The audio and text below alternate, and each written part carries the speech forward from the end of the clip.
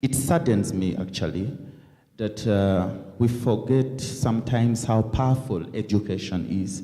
And because it has the means to create this ability to write in our mother tongues, I honestly find our age bracket trapped in between what is Western, because we are half-baked. I believe I am half-baked. And then the African culture where I come from, the mother tongue, it is sad that I can barely sustain a speech in my mother tongue, you know?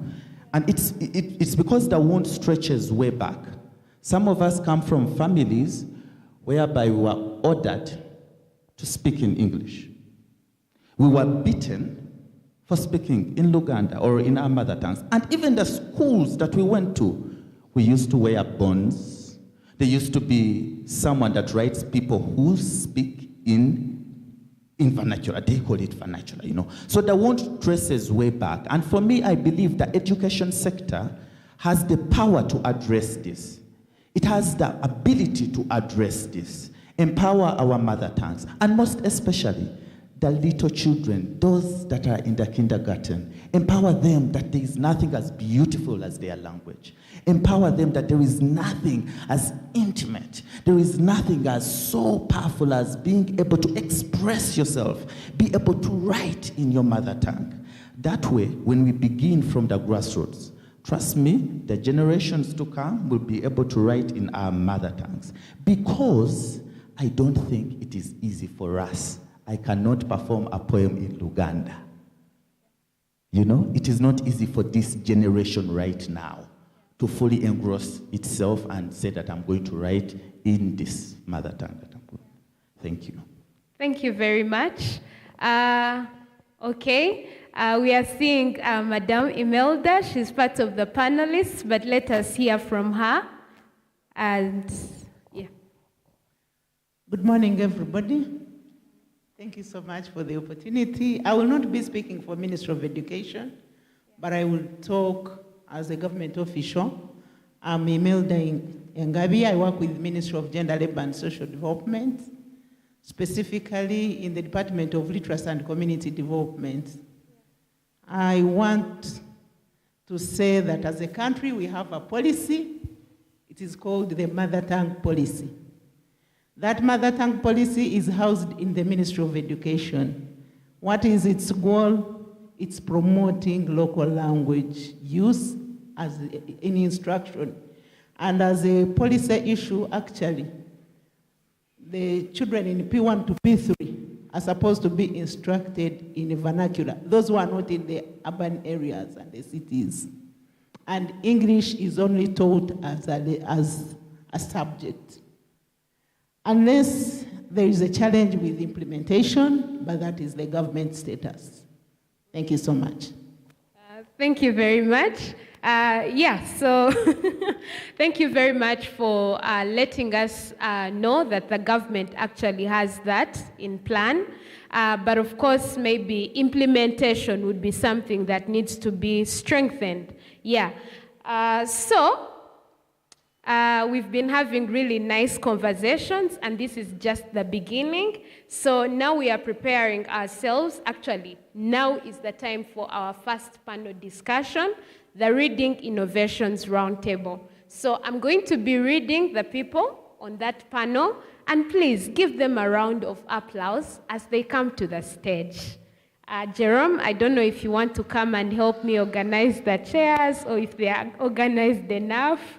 Yeah, maybe you could do that for me. You can make them kind of like in a semicircle. Yeah, thank you very much, Jerome. Yes, so on our panel discussion, we have Achen Mary, the President Rotary Club, Bugolobi. We have Madame Imelda Charingavira, Ministry of Gender, Labor and Social Development. We have Moses Odeke, the Country Director, PLO Foundation, Uganda chapter. And then we have Emily Akulu, Executive Assistant Pan-African Women's Organization, PAO. And then, lastly, we have Alionzi Lawrence, Makere Guild Presidential Aspirant. And then our moderator for this panel discussion will be Regan Muyinda. Yes, Regan Muyinda as a moderator for the discussion. So, without wasting time, if you're on the panel and you're here, please take up the stage. Achen Mary, is she around? Okay, Madame Imelda Charingavira.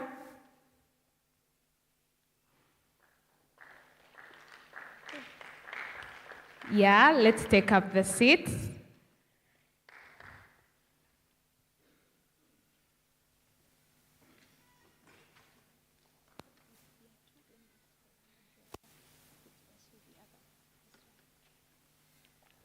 Let's give her a round of applause. A round of applause. She's from the Ministry of Gender, Labor, and Social Development, particularly literacy. So you can take a seat anywhere over there, ma'am. You're welcome.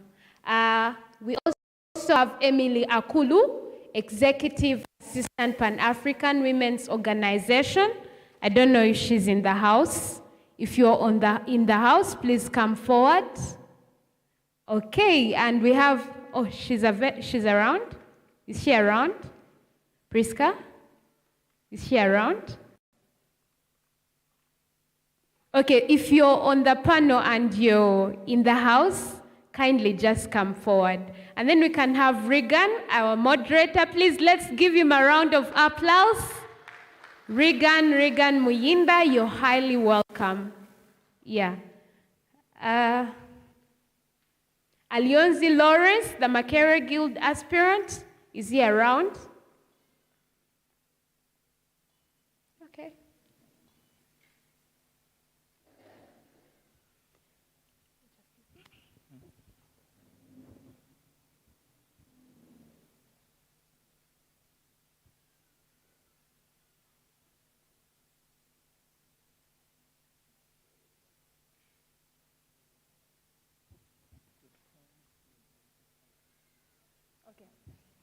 Okay, so Garang Lester, we are hijacking you to be part of this panel. Thank you very much. Let's clap for Garang Lester. And then the gentleman over there who talked about Ngugi wa Thiong, if you don't mind, please come to the panel. Yes, you. Let's challenge you to think to the feet. And then a lady. Do we have a lady willing to join the panel? Would you want to join the panel? Yes, sure, come forward. Yeah. Let's give her a round of applause. Do we have any other seats? Oh, okay. I think that can do.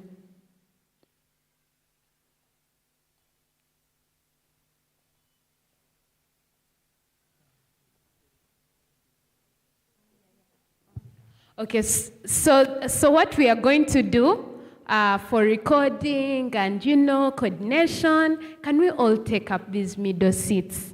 Even for the pictures to look lovely, we are scattered. So people over there, I'm going to request you to come and take up these middle seats. Yes, quickly, guys. We don't have much time.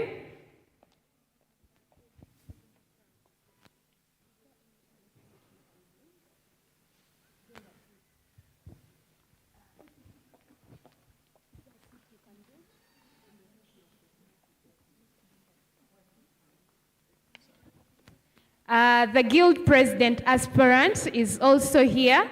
Agatha is just going to help us get a seat for him, and then we will be set for our panel discussion. Let's welcome him. Let's give him a round of applause. He's called Alliance Lawrence. You're welcome. Yeah, and thank you very much. Gracious, maybe you would also like to be part of these people. Just come a little bit closer. Everyone who is far, we are going to use this middle part of the stage.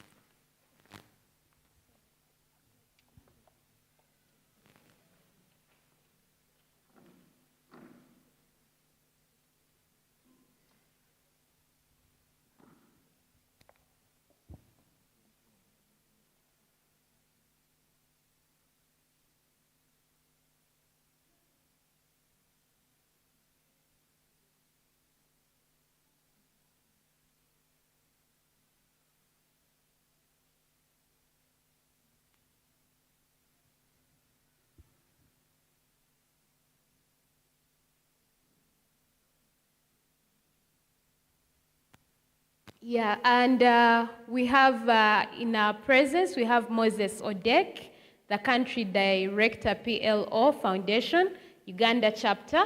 He is here. So we are just going to improvise quickly, get a seat, and make sure that our panel discussion begins just in a second. Hold for me. Yeah, thank you.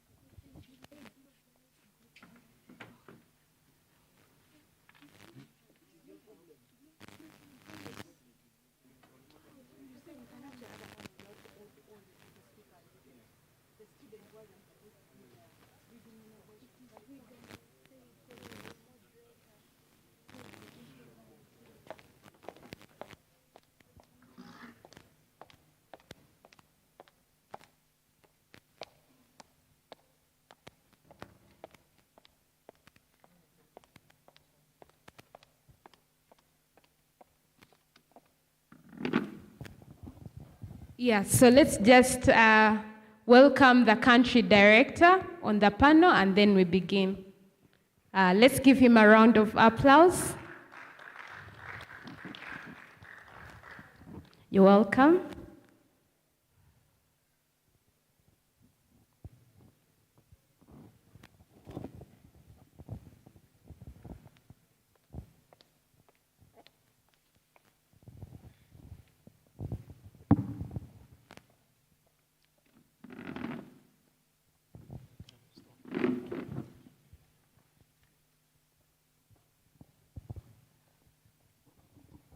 Thank you very much, our MC. My name is Mwinda Regan. I'm a writer, a script writer at NTV Uganda for the show NTV on the Spot that happens every Thursday. I also work with Nieto Africa Foundation. And I'll be your moderator for today. So we are going to have a panel discussion, and the ground rules are I ask the questions to the panelists. They answer in as few as 3 minutes each per question. And then later on, we shall move to the audience. After the panel discussion, we shall move to the audience, and the audience will be able to ask questions to our panelists. However, I'm kindly requesting that for recording purposes, if we could just occupy the first 2 lines. Yeah, for recording purposes, if we could occupy these first 2. Thank you. Studies have shown and continue to show that reading extensively or even intensively helps in quite very many ways, among which include exposing our minds to different ideas. Reading beyond our scopes, of course, also helps us in our communication skills. So the reading benefits are quite as many as possible. But still, our African society today has failed to ingrain the aspects of reading in our day-to-day lives. So how important is it to read beyond our academic scopes? How important is it to read beyond our academic askings? So, to discuss this on the panel, we are joined by Mr. Lawrence Alionzi, the Guild Presidential Aspirant of Makerere University, Madam Imelda Chalingaba, the Principal Literacy Officer, Minister of Gender. We shall also be joined by Garang Lester, who serves as the ESC, Youth Ambassador for South Sudan. And then also Mr.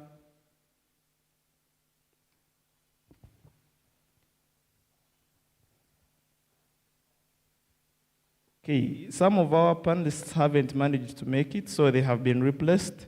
Therefore, when our panelists are taking on their questions, they will be able to introduce themselves more because there are some names that I don't have, okay? Yeah, so I will start with, I think we can start here. Yeah, Mr. Lawrence Alionzi. You are a student leader and therefore also a leader among the youth today. Give us the contextual view of how reading is perceived today.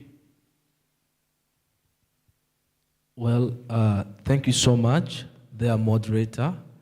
Like you already did say, my name is Alionji Lawrence. I'm an electrical engineering student, but I'm also a student leader, not just a guild presidential aspirant.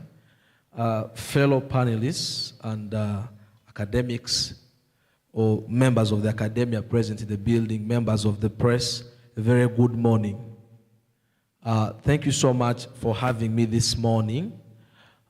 It is true, and I think the subject that preoccupies us this morning, for me personally, is one that is just as topical as it is relevant.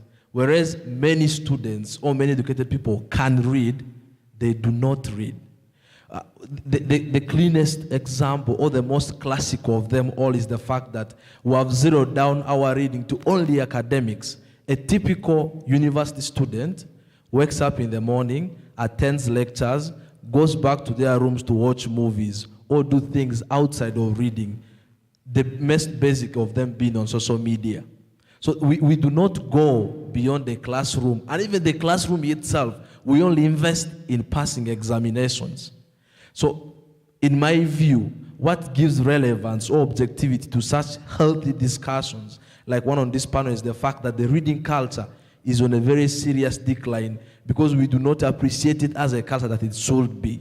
And therefore, for me, I think it's a healthy discussion, or one that I have come to appreciate if we can talk about the reading culture, because I think it's on a very serious decline. I hope that responds to your question. Yeah, thank you very much. You can pass over the microphone to this gentleman. Sir, you will introduce yourself and then also give us the contextual view of the reading and how it is perceived today in our societies. Thank you so much, Mr. Moderator. I am called Moses Shakes Odekelo Odeke. I am the country director, PLO Lumumba Foundation, Uganda chapter. I also work at the Ministry of Internal Affairs, but in this capacity, I will be speaking as the country director, PLO Lumumba Foundation, Uganda chapter. Thank you so much, the audience and fellow panelists. I join you this morning in discussing something that is as relevant today as it has always been. You know, I'll take you down history. Africans have lagged so much behind. We didn't benefit in the same. We also missed out on the third industrial revolution. But we can make amends and we catch up in the fourth industrial revolution, which to me is the information age. Africans never wrote since the white man set foot in Africa. Prior to that, there was so much literature in Egypt and the University of Alexandria. Africans paid so much premium to handling what constituted literature and reading culture happened. In between there, when the white man set foot in Africa, something went amok, and we are trying to rise from the ashes. Right now, what is your typical African youth? Is a person who dances and blinks like a ghost on TikTok, so much preoccupied with the Snapchat, Facebook, Twitter. Not that these social media are totally, but how do we use social media?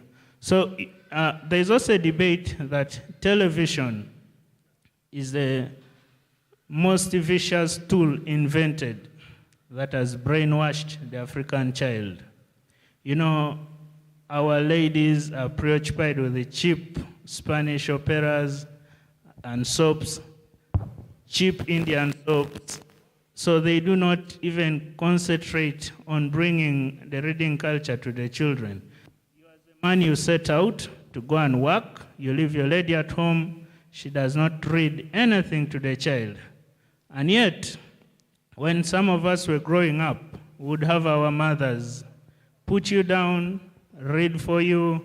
So that would inculcate a spirit and culture of reading in a child by then. But then here we have a child of 2 years, they have given you a tablet, they have given you, you're sitting in front of TV. So that is the tragedy we find ourselves, and that is my pain. Thank you so much. Thank you very much. You can pass on the microphone.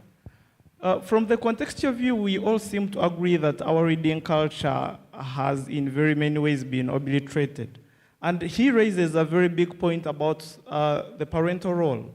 To what extent has the parent, to what extent can the parents foster the reading culture in young people? Thank you so much, moderator. My fellow panelists and the House at large, good morning. Once again, I'm Imelda Chalingabira. I want to say this is a very passionate subject for all of us who are here, and Uganda at large, and the whole continent, if I may say. One of the major issues that is coming up is that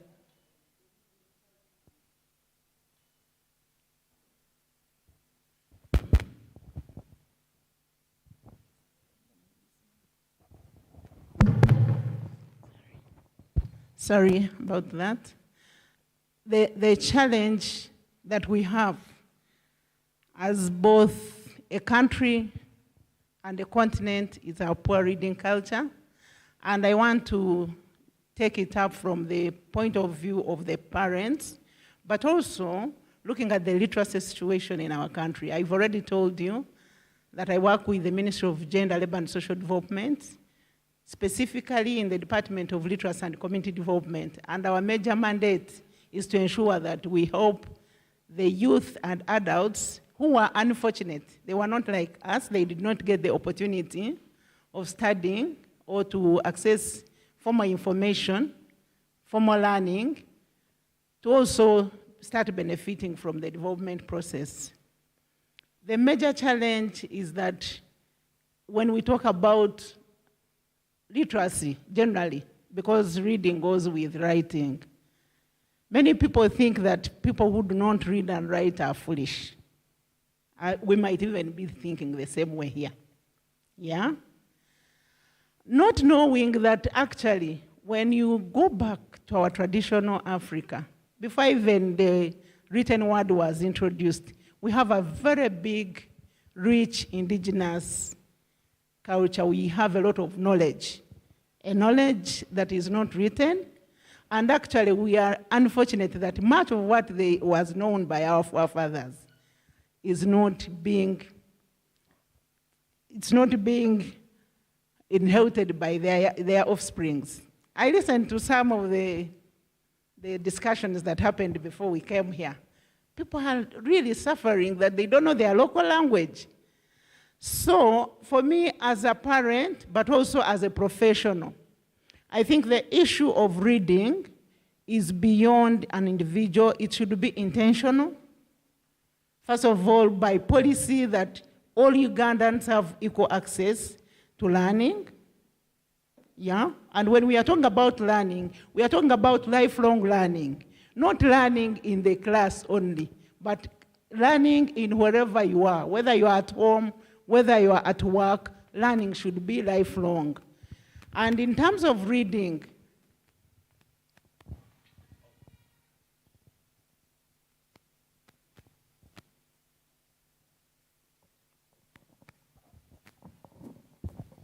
if I'm to interject, you talk about the traditional way of learning, yeah?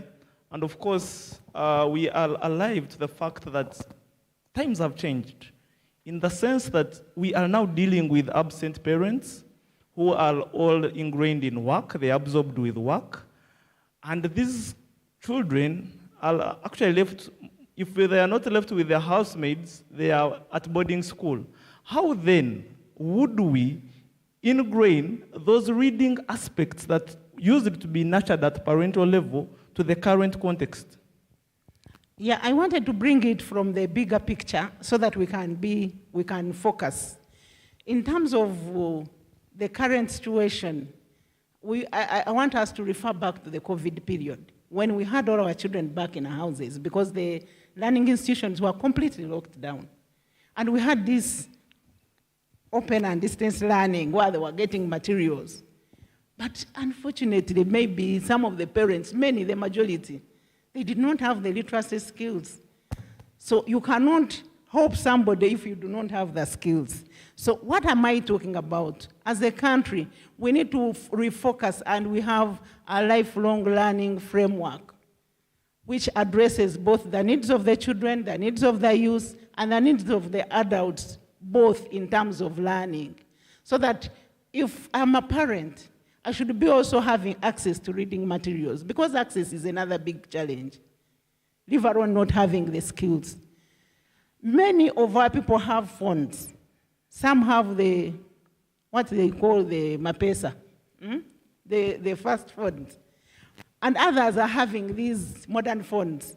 But what are we doing with it? The challenge is that we do not have a framework that is actually focusing on holistic learning, which would embed reading within that bigger framework, and so that we promote actually family literacy and learning. If I'm to still ask on that, wouldn't that therefore be a policy question? Obviously, that is a policy question, okay. And that's where we are. And as government, actually, that is what the member states of UNESCO are looking at. Okay. We are supposed to formulate lifelong learning policies that are going to cater for the learning needs of all ages, so that we can transform our society. Okay. Thank you. Okay, thank you very much. Of course, you will introduce yourself. From what we have heard so far, we all seem to agree that there is an aspect of a phone. Somewhere, somehow, there is an aspect of a phone. So, in a phone-obsessed society, how do we move forward and rebirth the reading culture? Thank you so much, Mr. Moderator, my fellow panelists, and everyone present. Good morning to you. My name is Chitaka Alex. I am a creative facilitator, playwright, poet, and an actor. I studied here from Makerere, did a diploma in performing arts and film, and I'm a theater practitioner. So allow me to, speak from the perspective of a performing artist. I totally agree with you, Mr. Moderator, because times have really changed, and those who have accessibility to phones are, it is crystal clear, and we are obsessed, truly, because there is accessibility to information. We can also get, should I say, brand ourselves or advertise ourselves or, get ourselves out there. So that obsession is crystal clear, it's understandable. And now, before I answer you, I would like to speak on the point of the role of parents. It is quite, when you look at the introduction to reading as a culture, there are so many families. We come from societies or the different families where the only time that a child is introduced to a book is when he or she is going to school. So there and then, the child gets a mindset of, oh, the only moment I'm supposed to read is when I'm going to do an exam, or when I'm going to school, or when I'm going to, be before teachers or whatever, name it. So what are we saying? We need to restructure this system. Have books introduced to children at a more, there's, just to do a small reflection, there's a poet who said, I've forgotten his name, he says, life is a play, So if books are introduced as form of a play, and children are able to get that touch of, oh, I can interact with a book for pleasure purposes. I can open a book and read and interact with, name the several characters in there for just purposes of having fun. Trust me, reading culture is lifelong experience. It is not something that you're going to, stop along the way. So once the touch is from a pleasure point of view, then it gets to the educational point of view where it is to learn and, pass exams and all that. The culture slowly and slowly picks up. Now, with the obsession with phones. If I'm to interject, at what level do we do that? At an age that a child is able to fall in love with those drawings in our books, with those little cartoons, because that is where I fall in love with a pen and a pencil. And in the works that I do, I work with children so much. I've seen children so passionate about books. I've seen children so passionate about interacting with books. So that moment you see your child, falling in love with cartoons, falling in love with just flipping pages, trust me, that is the point of connection. As honestly speaking, we cannot, change is a fact of life, and there's nothing we can do about phones. There are debates all over regarding allowing students to, work in with phones, or even, in high school and all that. That shows how powerful phones can be used as a learning tool. It shows how powerful phones are mediums of communication, and also even a teaching aid. There is something called e-learning. I think it has to do with technology, gadgets, and all that. So we cannot do away with phones. However, I don't know if this can be done through the policy makers. I don't know if this can be achieved through, the education system being structured in terms of accessibility to particular information within schools, so that, because in as much as these gadgets are helpful, they are also destructive elements. Along the way, you find yourself, surfing or looking at different things as opposed to what you are supposed to. But again, like I've said, I love roots. And by roots, I mean children. Because once these children are nurtured into the culture, into the simple steps of reading, trust me, when the child is handling a phone, and all the people here are writers, I'm pretty sure some of us have got those reading apps like Kindle, Amazon, name it. It's because of that passion. And everything begins from the root. Time is going to come when, I don't know if it has actually come. Students are working in with phones in high school, be it whichever level of education. So once they have that love for reading, I'm pretty sure they themselves will want to download all these apps. And at the end of that, they find themselves reading a book or two on their gadgets, I think. Thank you very much. Thank you. Mr. Garang Lester, it seems that the question is not just about phones. The question is with technology. I mean, he highlighted how televisions are also changing things, social media applications. How do we deal with this modern technology that is here and here to stay, but also close the gap and ingrain aspects of the reading? Oh, thank you, Regan. Once again, my name is Garang Quote. Lester is my name. I am from South Sudan. I studied the law at Nkumba University in Entebbe.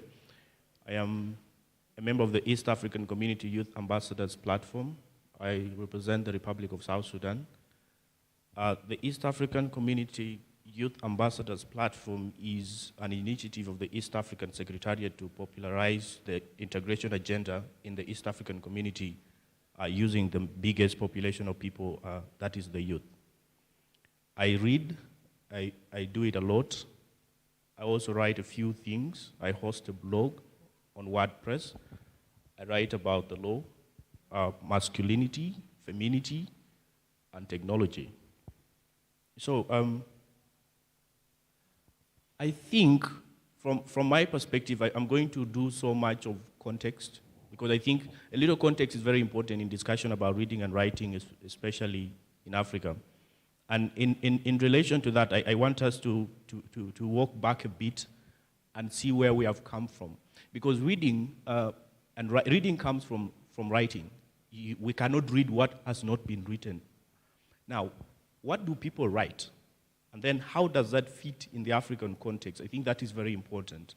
What people write is stories about their lives, about their way of life, how they have seen life, their experiences, and their creative ideas. That is what people put in writing, and that is what people then read.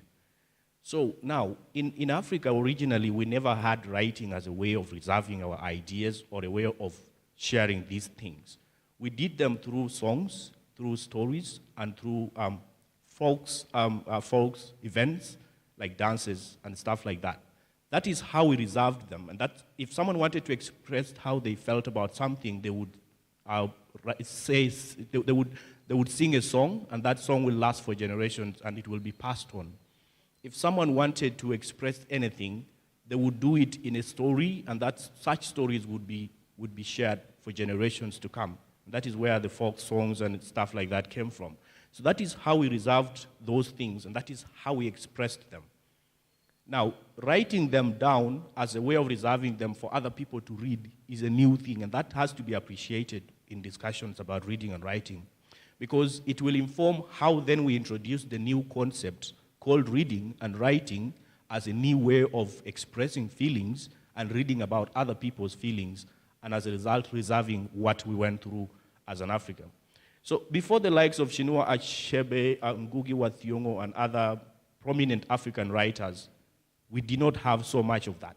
But that doesn't mean we did not have creative Africans. But how did they reserve their creative works? They reserved them in the songs they created.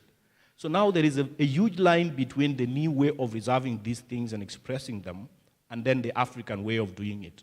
But then as modern Africans, we're struggling to merge how our forefathers and foremothers did that and how the world we are in now does it. And that is something that needs to be appreciated if we are going to encourage people to read and write. So how do we then draw that link between those two? The first thing we need to understand, and like I said, is to appreciate that this is a new way of doing what we have done for generations, right? Now, as a new way, there is a way of introducing a new thing to a new people for them to appreciate it. So we are not just going to impose reading and writing on people because it is not as easy as it appears. For us, people who read and write, it might appear easy because we have the incentives and the reasons why we do it, and we know the importance of the same. But you cannot just simply walk to someone else and make them feel they will appreciate it the way you do. So we need some form of incentives to make that happen. And I appreciate when you talked about early introduction to reading. So why is reading still elusive to us? 4 things. 1, we still view reading and writing as an elitist hobby, a thing of those who have gone to school, and perhaps those who still go to school, a thing that a random person that maybe sits in their shop every day and selling their merchandise may not want to identify with. But in each sense, these are the people that have time. Maybe as you sit in your shop, you have a book that you're reading, and then you're serving your customers. But how do we introduce them to such things? So we need to first de-intellectualize the concept of reading and writing so that these people can identify with it the way we, intellectuals and elites, identify with it. That's 1. Number 2, reading, and I think the president-to-be and the gentleman at the extreme beginning have already spoken about it. People still think reading is only for exam purposes, for academic purposes. That also has to be detoxicated.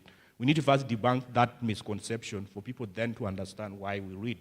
Then thirdly, we are people that are still facing a lot of life challenges. And you are going to attest, all of us, that if you are faced with a competition of either to go and hustle to buy bread and butter or to spend that time reading, you're most likely going to choose the former. And that is also hard. So people are the economy is a hustle one. People hardly find time to read. Reading is for those who have settled everything else. I mean, you have your food ready, you have where you sleep. You don't need to hustle really hard to have those things. Then you have extra time to read. But someone like a taxi conductor, for example, a taxi driver, someone who rides a border will not find time to read. So those are things that we also have to appreciate in conversations about reading. Then lastly is what I already alluded to when I was discussing context. Incentives for reading Incentives for reading, and like Ms. Amelda already talked about, are things that we can do as parents. If you buy a 6-year-old a T-shirt with words like reader of the family, with the best reader of the week, because they have read maybe a children's story, even if it is a paragraph, these are incentives that make them love what they do. They will go and play in the ground and tell them, my mom bought me a T-shirt or bought me shoes because I read a book. That is how we transfer the interest in such things. And those are things that parents can do at family level. Then the question, finally, technology has come to stay, and it is not a bad thing. It is not a bad thing because it has simplified life in so many ways. So the only thing we need to do is how do we internalize reading into technology so that we use technology as one of the incentives to propel reading among the population that we encourage to read. That is something that we cannot just decide and do because we feel it's nice. It's a policy question that demands our policymakers to understand why policies should reflect the same thing. So in technology policies, in education policies, then we need to make that a thing. Including at education level, if you don't have time to read outside that scope, then how do we then use what you have? And then also, I wanted to respectfully disagree with the gentleman at the extreme beginning. I don't think we are, a typical African youth is the one that spends all the time on TikTok or on social media and dancing and singing and whatever they do. I think, yes, there is a group of them that do that, but that is an unfair characterization of the potential in the African youth in relation to reading and writing. So maybe the message we should tell them is, as you use your phone to post memes and to view a couple of statuses, you can use the same phone to actually read a book or to listen to a book. And the more we do that, the easier it is for us to encourage people to read, and technology, to a great extent, will simplify our work in making that a possibility. Thank you. Maybe just as a follow-up question, in light of what you have just said, there is a notion that stipulates that if you cannot read, then you don't have the time or the tools to write. To what extent does our reading influence our writing skills?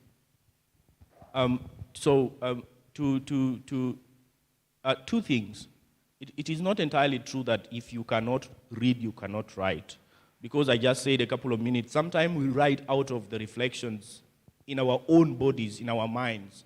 We find some conflict happening with the way we approach ideas, what we have learned and what we already believe, and then we feel there should be some form of debate within us, and then we are finding ourselves writing them. You write them in form of tweets, for those who tweet. You write them on your statuses on WhatsApp or on your Facebook posts. Those are the emotions you're expressing, and the more you do that, you might find that if you sat down and collected them from last year this time, that will almost be 3 articles of what you have written in bits. So even if you don't necessarily read, you can actually write. But then why is it important to write from a reader's background? Because by the time you're writing, you're not just only expressing what you're thinking. You have gathered from author A, author B, author X, and then you're merging all their ideas, and then you're adding your perspective, then you're writing a better piece. So it means you're bringing voices of different people together, including your own, and you cause a debate in just one article or an essay. That is the importance of of writing from a reader's background. So it is possible to write even when you don't necessarily read, but it is more important and more enriching to write after you have read. Yes, thank you. Thank you very much. You are a student, I mean you are still in a school environment. Do these school environments promote reading beyond our academic scope? For example, do you have books that are not physics, chemistry in your libraries? And how does that affect your culture? Thank you so much. My name is Wabule Salome Patience. I'm in Senior 5, and I'm in Cornerstone Leadership Academy. Responding to that, at our school they are there. There's the books that are in the library, except the ones that are supposed to be used academically. And I really think like they promote, but also it depends on the student's way of thinking about reading.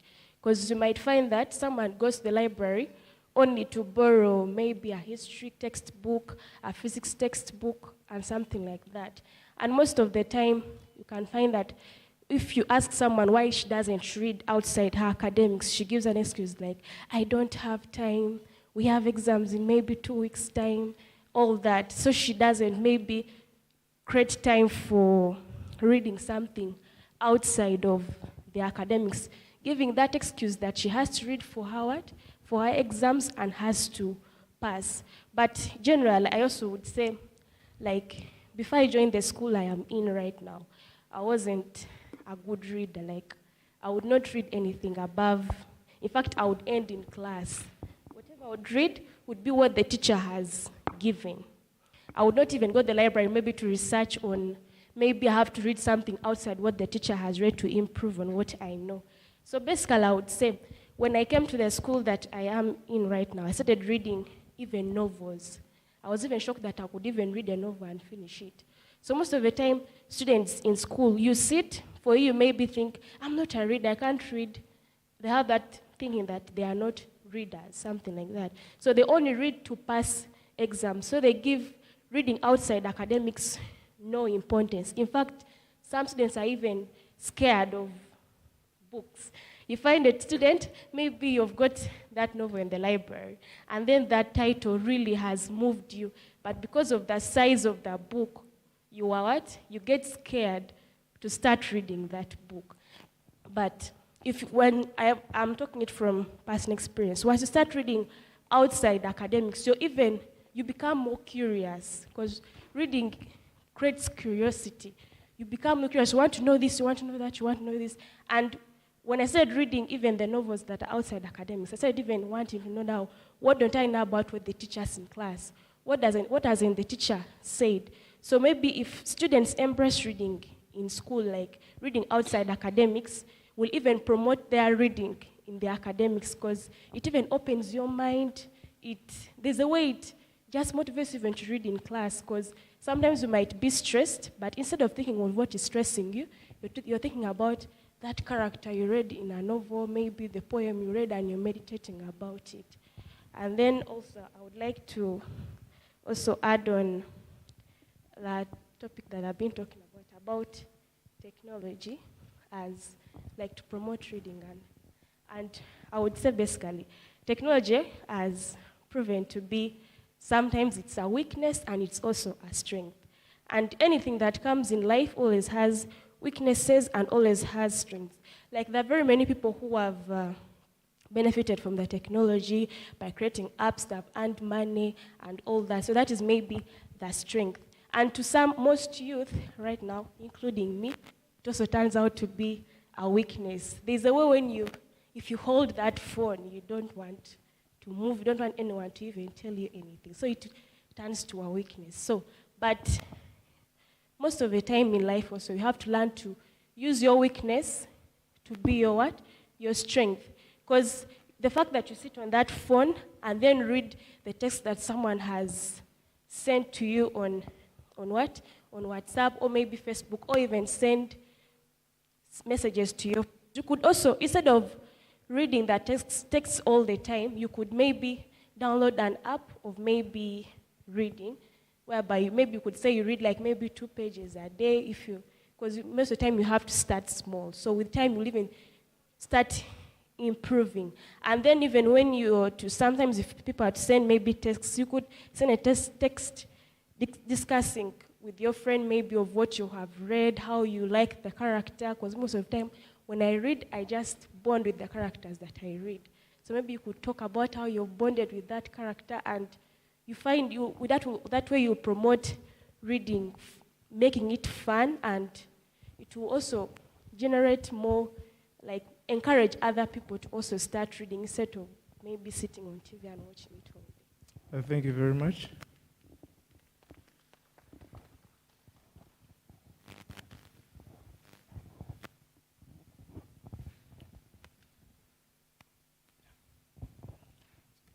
Sir, you talked about how a typical African youth is glued on their phones. But how did we arrive here in the first place? as a society, how did we arrive there? Because when we said typical African youth being glued on TikToks and all that, do you personally, have you gone through our education system? Yes. Yes. Now, do you personally believe that our education system has been tailored to promote the reading culture? Because we could be blaming these youth who are glued on their phones without diagonizing on how we got there in the first place. Thank you.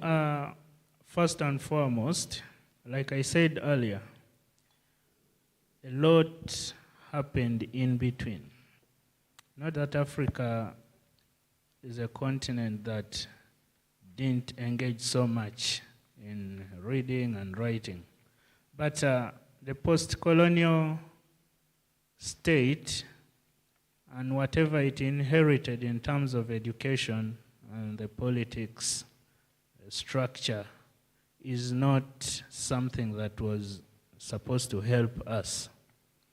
To the extent that the kind of education that we inherited is not a kind of education that we need in our context as Africans, basing on the realities that are unique to us. We need to charter our own way. So what happened?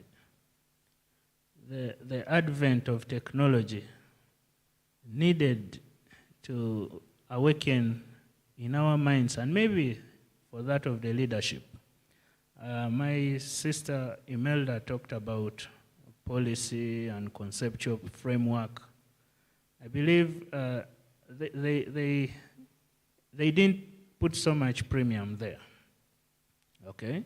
We said, okay, we are inheriting this kind of education, let's go read. And at the turn of the millennium, there was competition on which school has produced 4s in primary, and 8 out of 8 in O-level, and then 25 points in A-level.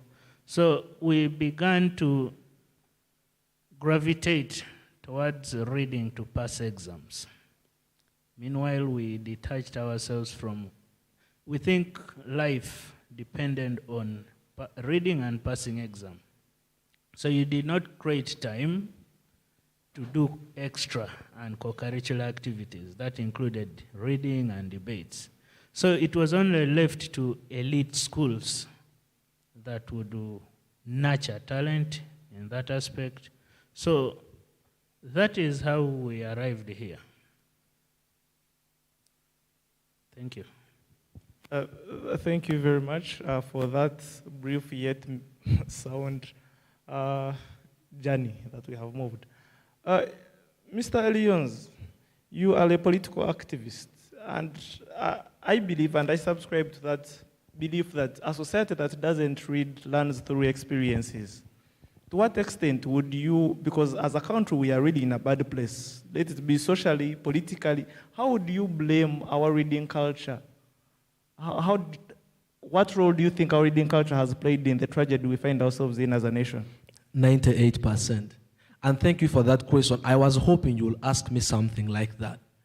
And that gives me the energy to start the conversation a little bit. And if you will permit me to take a short detour on a memory lane, but also a concept lane, it's all about political activism. I am convinced, beyond any reasonable doubt, that there was a clique of Africans who were well-read, well-thought, and had a deeper grasp of nationalism and Pan-Africanism than we are. I'll cite examples and I'll speak to personalities this whole day. But the historians here, and the forthcoming discussion, it is important that I say from the onset that I claim no expertise, and I only project them as my thoughts that I hold, by the way, in high regard. That the historians inside there will tell us there was a time that we were enslaved for decades and decades of years. And we seldom say, and we sold, that the first people to take us out of this continent were the Arabs. And it's unfortunate that that part of the country did not have very many Africans, because it was in the habit of the Arab slave trader to castrate the black African so that it doesn't produce. Oh, what a tragedy. So our story is not, our culture is not only rich, but our story is painfully untold. Therefore, to an African writer and reader, there's an unexploited area where you could read about, where you could write about, where you could talk about, and that which we could review. And that is not all. And yet the fact is that we have allowed those who hang our heroes to write our stories. So when we read about those who ended slavery, we read about William Wilberforce. We don't read about Harriet Tubman. We don't read about Marcus Garvey. But those are the true heroes who summoned their courage to do that which is not ordinary. Beyond, Martin Luther King said, a man has not started living if he has not identified what he can die for. Those who identified what they can die for. They had the clearest purpose.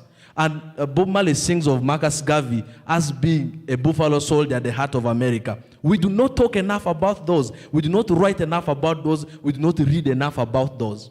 And you see, I have come to be convinced that the most painful areas of life produce the strongest times. Somebody already said that hard times produce strong men. Strong men create easy times. Easy times produce weak men. We as a generation of the young people are a product of strong men, but we are weak men who will not create easy times. I like my best story in the Bible is of a man called Simon. When Jesus was born, Simon was told that the Lord has been born. He said, now I can die because the Lord has been born. Can the generation of the Honorable Elders die? Are they ready to die? Can they trust us with the next course? I want to think they cannot. Because I believe there was a clique of people who read, because without the reading, and I'll give you an example. When the colonialists came here, they took out Africans in their numbers. Numerous examples. Jomo Kenyatta, Julius Nyerere, Leopold Senghor of Senegal. A lot of people were taken out, thinking that they were creating small Frenchmen and small Portuguese. No, they created people who were coming to overthrow them. When they took out these people, I believe these people read to their best. And so they got a grasp it gave them purpose of nationalism and activism. And so when these people came back, and for me, many of them are to be admired and to be written and spoken about, but two people stand out. Julius Kambarage Nyerere of Tanzania. And my friend Odeke will love this, but Professor Lumumba describes him as a man that had the exactitude of prophecy of a Jewish prophet and had the humility of a Nazareth carpenter. So, because even before Tanzania got independence, the man told Jomo Kenyatta and Obote, who could not see like he did, that let us wait to get independence as a whole. Now, several years after, we're looking for the East African integration, yet we could have done it at his time. Another man that stands out is Nkwame Kamparage, Nkwame Osaje from Nkrumah. And as a resident of Nkrumah Hall, for me, it talks a lot, it is personal to talk about him. And Nkwame Nkrumah in the 1963, Addis Ababa, somewhere where about 32 heads of state sat in Addis Ababa, hosted by then Emperor of Ethiopia, Haile Selassie. And many speeches were given that day, but one speech stood out. In fact, to be doing ourselves the service if we do not describe Nkwame Nkrumah as a prophet. Nkwame Nkrumah told us that the enemy, who is the white man, and for me I said this without any fear of contradiction, and every time I say it to a deeper conviction, that the enemy, the white man, keeps coming in different forms. First came as the slave master, came as the colonialist, now has come as the new colonialist. And the man told us that for us to proceed, we need one army, one currency, and very many Africans have died who have tried to pursue that prophecy. It has not come to be true. And because of those strong men, we created easy times and produced a clique of African leaders. And our ultimate tragedy in Africa is the African politician. A fleet of 1,000 cars and gun salutes for one single man. And yet there's 1 million of them who can't even feed and who go hungry. So we created a clique of politicians and African politicians who feel like they're endowed divinely to rule others. Who feel like the nation owes them for the little they have done for the country. They do not appreciate how much sacrifice other people made to even give them the platform to be independent. And by the way, because I'm speaking to writers, I would like to say that we only... Interject. Yes, if please. I have to interject, how then would you, because among have in Uganda today, is inclusive of our president. He has all this grasp of the whole history. So we really can't blame their doing on their lack of knowledge of the past. So is it now a question of really reading, therefore, that, because for me what I want you to draw is how our reading culture has affected us today. Thank you. And like I did say, I was still taking the short detour to the memory lane. But because you have brought me here, I will now wish to proceed from there. Now, you see, if you cannot read beyond the classroom environment, you're an electrical engineering student to whom only the horsepower of an engine matters. The policies rolled out are not as important to you as they should be, because for you, or the science student, only pollination matters. Or to biology student, only the divisions in a cell matter to you. So we are having a clique. All I'm saying is we're having a clique of a generation of people who have not read so much to draw from the courage of our forefathers, who have not read enough to borrow and summon their courage like our forefathers, who have not read enough to appreciate how much the forefathers had put on the line. And they were faced even with more difficult challenges than they do now. You brought the president in the line, and I'll pass that for my safety. After what happened lately, I have come to be a very conservative man in terms of my words, and so I'll pass that. But I will stick to the fact that reading has so much to do, because all the literature, what you read matters, though. But like somebody said, everybody should actually read. I think everybody should read, because reading is multidisciplinary. I think it's not limited to you being a lawyer. It's not because the conventional people think there are professions that should be reading. Maybe the country directors should be reading. Those in the ministry should be reading. But then they expect the engineer to only talk about the power of an engine, how much, what we need to do, what Elon Musk is doing right now with the cars and the braking and all that. But I think everybody should concern themselves. And Professor Lumumba says a nation begins to slumber if its young people dissociate themselves from management of their society. But management of society, to forge a way forward, I believe you must first appreciate what history had to offer, or politically where we are, or where we are coming from. And not just in the context of Uganda, but in the context of Africa as a whole. And when you do that and you read the right literature, you draw a lot of courage, a lot of inspiration from the personalities I already mentioned. And once you have that picture, like some of us, you then outgrow the fear of being suspended from Makerere University, because you know that Apollo Milton Obote was suspended for organizing a demonstration against bad food in Makerere University. That is when you come to appreciate what people have had to offer to bring us here. And then you escape the fear. Because people rule with fear. If you keep them poor, if you keep them fearful, you can easily control them. So political activism is impossible without the right reading. Political activism is misinformed and misdirected without the right reading. Political activism is misdirected and it is traded upon without the right reading. We must go back and read. I don't care what we use, whether you use your phone or you read the old books, provided in soft copy and whatever. But we must go back and read. And just read and make reading an interest and not just a hard thing to do. And read the right literature so that we can inform. We first go back and read what other people have done, how we even got here as a nation, and then summon our courage to forge a way forward and maybe become the Kwame Nkrumah prophets. Thank you very much. You can pass on the microphone. To the generation that should hand over. Now, from the policy perspective, it's common song in Uganda today to have the best laid out policies on paper. But when it comes to implementation, we shall all agree that really no work is being done as far as literacy is concerned, yeah? So how do we close that gap? Because it's not the lack of policies anymore, so we cannot have a debate on whether which policies should come out and all that, because the policies are there, and they have been tailored to meet today's demands. But then, implementation is lacking. How do we close that gap? Thank you so much. I wouldn't want to say that there is no implementation. That is an overstatement. maybe the right statement would be that implementation is not to the dot. Yes, the expected. In as far as literacy is concerned in Uganda, we have a number of policies actually across the different ministries, because actually literacy is not a one ministry activity.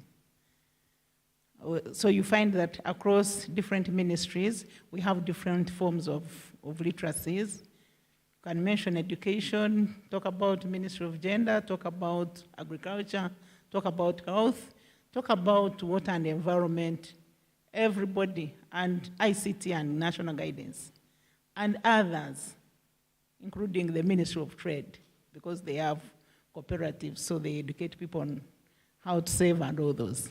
So you find that the issues of literacy are across a wide spectrum.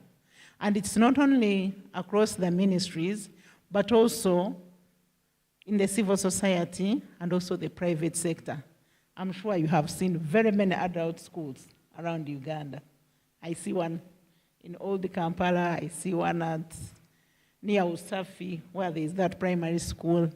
Even here in Makerere, I think we have centers for learning. But many of the centers, for example, when we talk about adult learning, many of those centers have been put for purposes of people now rejoining the formal system so that they can get degrees. So actually, as a country, I want, without running off from your question, I'll come back to it, but I want to come back and say that in Uganda, we so very much want to get academic papers. That is one of the challenges. He mentioned it, Mr. Deke mentioned it, that people are looking at, at the end of the day, I want to say I have a PhD, okay? Without even showing the value it is creating for my country and even sometimes to myself. So we take reading or literacy as something that is going to drive us to get paper qualification. But of what use is that literacy? In as far as development is concerned, at personal level, community level, national level, and even beyond the nation, because we are hearing about regional integration, the African vision, international framework, the SDG 4s. So coming back to your question, very many programs that we have, universal primary education, post-primary education, which is also free, talk about the adult learning programs that we do conduct. What is missing is for the policy, when we talk about policy making, we have different levels. We have the people who are the top policymakers, who are the politicians. I wouldn't want to say that maybe they are the ones who are lacking the vision. They have the vision, but information is very powerful. So if you are leading somebody who is well-informed. If I'm to interject, when you talk about the top politicians being the top policymakers, realistically, on a scope of 1 to 10, how many of our politicians read? That one I will not answer. People will answer. Very many people have different answers. What I wanted to drive at home is that in Uganda, much as we have very many literacy programs across the ministries and in every place, the whole issue goes back to the literacy that is embedded in transforming the community. We have literacies that are theoretical, literacies that are not addressing the real needs of the country. Because even when you look at for example, why are they, even in universities, they are trying to remove some courses? Why are we even talking about sciences, and we want to say even arts are useless? It's because as a country, we need to define ourselves in terms of what literacy do we need if we are transformed. The literacies that some of the countries actually, who were at our level in the 60s, talk about the Asian countries, those tigers, they were at the same level like us. But what did they do? What button did they touch? They promoted community learning. They promoted lifelong learning. And for them, learning is for everybody. Whether in school or out of school, in every space where you are, learning has taken place continuously and lifelong. So the solution that we have is not a policy, but we need to now go back to the roots and say what policy is going to create change. So that we coordinate. There's very many actors that are leading the different programs. Can we coordinate all of them so that they are focused towards transforming the country? Other than having a policy for the sake of it, people go through education, people go through different levels, but at the end of the day, they are not creating impact on ground. And for us, from the community development aspect, we actually say everybody needs to learn, but learning that is related to improving your livelihood. Thank you. Thank you very much. I'm being told that our time is out, so I will ask you in just 2 minutes, kindly. You're from the drama? Yes. Yeah? So speak to how we could use arts in 2 minutes, how we could use arts to promote our reading culture. Then Lester will speak about how we can use technology to improve our reading culture, and then she can speak about the young people. Wow, using arts.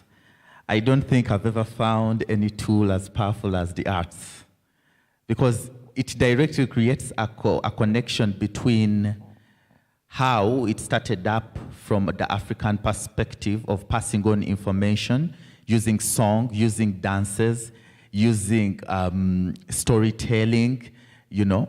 So it directly connects. That is what we are trying to bridge. I happen to be part of an agency called Tingly Tours and Youth Transformed. We do theater for schools. It is also theater for development as part of the courses that are taught here at Makerere, Department of Performing Arts and Film. And so what are we saying? This is a tool that can easily relate with people. This is a tool to which people easily respond and are able to express themselves. And what are we saying? Can we easily make it accessible? One, we tour different schools. We've performed Return of Mogofu before. We've performed Lion and the Jewel before. We've performed quite a number of literature set books. And for us, what we are saying is, in as much as we are adding a dramatic approach to it, you know, for the students to name it, several reasons, get a better understanding of the play and everything, we are also trying to show these students that, you know what, with the arts, there is actually potential for you to grow as a person. There is potential for you to have an impact on the society that you're coming from. There is also a potential for you to add onto a brick to nation development. We stand in to inspire. Most of us are here because of the different books that we interact with. Most of us are here because of what we've read.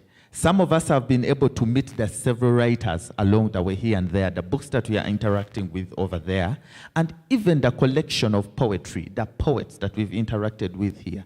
This is a whole package of the creative industry. This is a whole package of the arts. And what are we saying? Can we inspire? Because we can.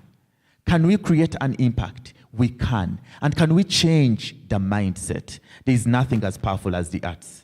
And we are saying we can draw from the arts. We can powerfully expand potential and create awareness and build that bridge of reading culture in the lives of the youths. Thank you.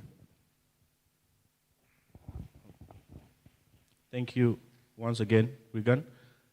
On technology and how, especially at our times, how we can use that then to read more and maybe write more and encourage other people to read and write. I will speak some of the things I already said, I think, when I just come in. See, the thing about reading is that it is the principle, right? If we understand the principal reason why we should really read, then we can use anything at our disposal to then read. So understanding the principle behind reading is very important. And it starts as early as possible, from policy, from education policy, from family policy. Then if we want to bring up a community of young readers, people that will then grow when they love reading and they know why they read, it becomes easier for us to convince them not to post memes, for example, for the rest of the day, and maybe read a book when they have a phone. So it is the principal reason for reading that has not really sunk in our minds yet. One of the behavioral psychologists that I follow so much is in one of his books, Dr. Gadside said in his book, The Parasitic Mind, that ideas are some form of neuropathogens that corrupt our minds. If the ideas are bad, then the same treatment that a parasite has on the host when it eats up the host alive is the same thing that ideas that are pathological, it's the same thing that they do to our minds. So if we allow our young people to get exposed to pathological ideas, then it becomes hard for us to inculcate anything important, including reading, right? So that means it begins with what we expose our kids to as early as possible. Then as young adults, youth, what we expose ourselves to, and the influence that has in our ability to be able to engage with other important things, including reading. So that is why it becomes, if I have a phone, a smartphone, and I have access to the internet, it becomes easier for me to maybe decide to maybe watch a very silly movie or something on Netflix and maybe not use the same time to read a book about Malcolm X, Marcus Garvey, or Kwame Nkrumah and the rest of them. So if the principle sinks in, then we can then use technology in the best way that we can. So, and also, technology is costly, but also it is cheap if you know how to use it. I mean, the same money we spent on data is the same money we can spend on the same data to get a book, either buy it or download it from the internet and read it. So I just want to share a few things from experience, because I do both reading physically and I listen to books, and I also read them in soft copy, sometimes on my laptop or my phone. And time is not on our side, but then you find how to put all your important things within the 24 hours that you have. So, and that use of technology has personally simplified my process of reading, because, for example, if I am in a taxi coming from Entebbe to attend a conference here, I am listening to an audiobook, okay? There are applications that do that. If I am seated in a taxi and I want to read, I have access to e-books, and I'm reading a book on my phone, right? So if you've decided, if the principle has sunk in, if the principle has been allowed by all the pathological ideas to which we are exposed, then we can read. So we need to do so much in making people understand why they should read, and then they will find it easier to use everything at their disposal to read. Thank you. Thank you very much. Give us perspective on how you believe young people can be helped to develop the culture of reading. Yeah, I would also speak like in a way that they would also encourage me myself to promote my reading skills. So first of all, is to change the perspective that most of them have about reading, and show them that reading as a culture is worth it. It's worth sitting down and reading a book.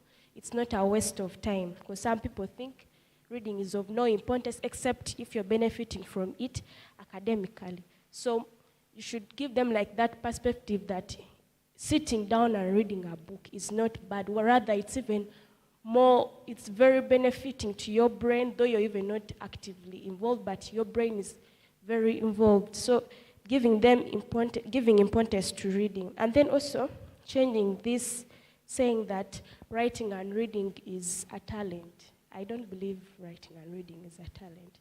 I believe writing and reading is something that it's a passion, it's a connection that can be developed only if you invest your time and hard work.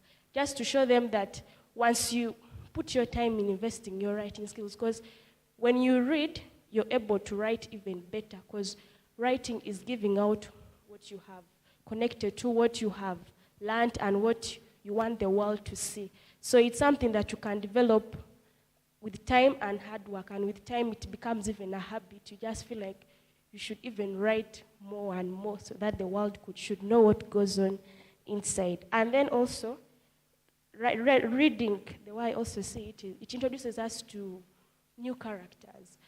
Though, because I would say, like, particularly me, I'm not a person who's exposed or what, because even at some point I even got lost here. But with my reading, if I start interacting with someone, you can think, oh, I have seen very many people, because at home, I wouldn't say my parents are overprotective, but they're that kind of people whereby you have to sit home, like be home, don't go anywhere. But with reading, I'm able to meet very many people. I see very many people, because as you're reading, you get those visual pictures of how that person would have been. So if you meet that person, like, physically next time and you meet that person, a kind of character that connects to the one you read about, you're able to even interact better. So I think reading also exposes someone and gives someone a whole new experience of that, the thing that he or she does not have. And I think that's all I can say. Thank you very much. We shall now take questions from the audience. We have some questions online, and our MC is going to take us through them. The questions can be directed to one of the panelists or to the whole panel.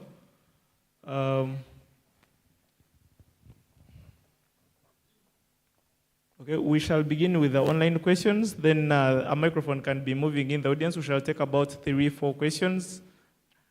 And our panelists are going to use only 1 minute to respond to those questions. Thank you. Very much. It's actually just one question that is directed to Madame Imelda. And the question says, the others are just appreciation. I won't go into them. So Brian Maz is asking, she's saying, I would like to know what the lady from Ministry of Gender says about the government's advocacy of reading culture. Yeah. I will request the panelists to note down those questions. They will answer. We are only taking 4 questions from the audience, so I see. Okay, let us make it brief.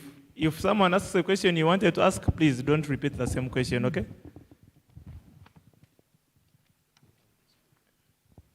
You address the question to a particular panelist so that they can note it down, and then later on they will be able to answer. Yeah, thank you very much, Mr. Moderator. My name is Festo Kato. I'm a member of Readers Africa. I've been in so many mentorship spaces. I've mentored even around Readers Africa. I've mentored with Garang. And my question will go directly to the CEO, Met, about mentorship. I've been in spaces where if you've mentored someone, they reach a point where they start to speak like you, or even they want to repeat your statements just to make them look relevant. Some members here might have noticed some content from PLO Lumumba flow all through the conversation here. So I want to understand, how do we as mentors, because at least I'm older than some of these, I'm turning 27 very soon. How do we as mentors teach our own mentees to be themselves and not take on the image that we have or the knowledge that we try to share, but they learn to teach themselves where we are not? Garang can also expound on that, but it is directed to the CEO, Met Media. Thank you. Thank you very much.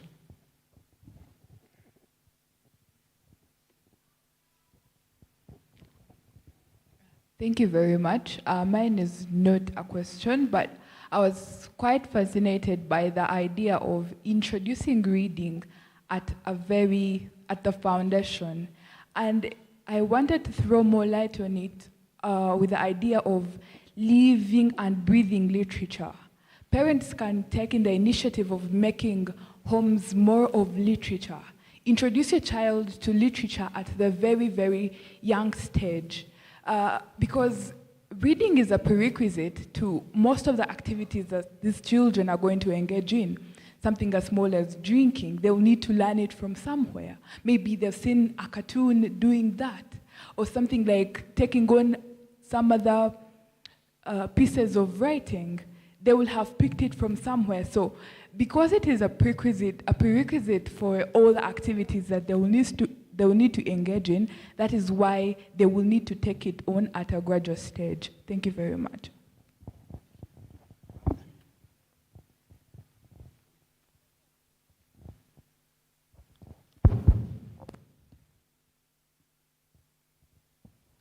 Thank you very much. I would like to direct my question to Madam Imelda. Like it has been said by most of the panelists that for reading to be embraced more in Africa, it's more of a mindset change among the young people to embrace reading and take it as something important, not just for academic purposes. So I would ask you, Madam, how do you think that mindset change can be implemented among the young people?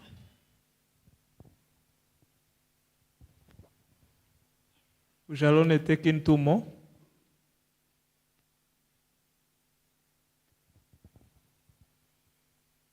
Thank you. Mine is directed to Alliance Lawrence. You mentioned something about political activism is impossible without reading. But my question is, speaking as a youthful person, I think it's not only in the space of political activism. I think, just like Madame Imelda said, she says implementation of literacy policies is actually available in the government. But I feel as a young person, our problem is that young people are not forming leadership circles to check in for those services available to, like speaking of organization or startups that are providing publishing in the country.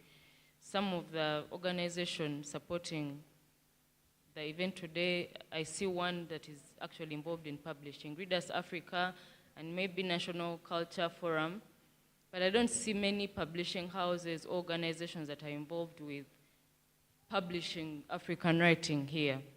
So my question to you is that, do you really think it's only political activism that is impossible, or it's actually a glaring problem among, how do we, I think it's a problem with forming leadership among youth to go ask for the implementation of these policies. Do you think that's true? Okay, we shall take in only 1 more. At the okay, there are those 2 gentlemen there. Their hands have been up. And then... Hello, everyone. I'm Ilem Rodney, commonly known as Ilem Nyongo. I'm a political scientist and at the same time a researcher. And as a researcher, I am exposed to books of different kinds, but at the same time, I would like to put this across. It wouldn't be a question, but it's a fact. Africa contributes 0.1% to knowledge production. That would be in terms of research. And that only shows how limited we are in terms of what we read and what we write down. And most times what we write down is just, it's below, should I say, the threshold. The fact that we don't see any difference. Everyone writes something that is not anything scary or something that can really predispose us to other forms of knowledge. So the knowledge production in Africa is scary. At the same time, it only shows that we are not giving out our best. And I would also like to talk about the education system, just as Comrade had talked about in terms of what we got after independence. It's right that the education system that we have right now is scary. It is distorted. And in that fact, we realize that we are producing more of employee or like employment seekers than people can research and bring out something. Because it's research that makes universities unique. And that can also change societies. And research only shows that we are we are exposed to books, not only books, because many of you here might have been reading, but you've been reading a lot of erroneous knowledge. So that is also something that I would want you guys to talk about. Are you really knowing the knowledge you are consuming? Because in the matter of how we look at how you guys are talking, we can also understand the knowledge you have consumed and to what level. Because you can be a reader of almost all kinds of books, but do you know how to differentiate what is authentic and what is just erroneous? Is also a question. Thank you. Thank you very much. Only one more, and make it as brief as possible. Good morning, everyone. I'm called Vincent. Sorry, I came in late. My question is will be directed to our panelists from gender. Now, in 2015, the nation of Singapore launched the National Reading Movement. And this was basically to create a reading culture, a reading class in the nation, and make reading a national culture.